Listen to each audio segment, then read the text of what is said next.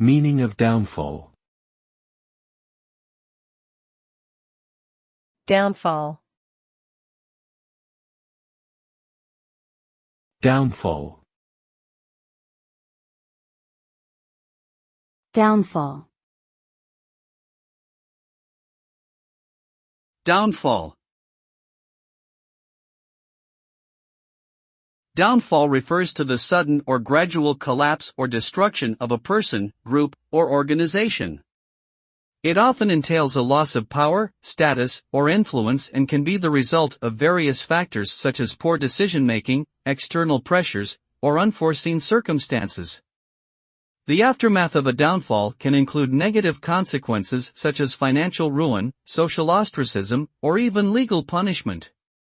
In summary, the meaning of downfall is the ultimate failure or downfall of someone or something due to a variety of contributing factors.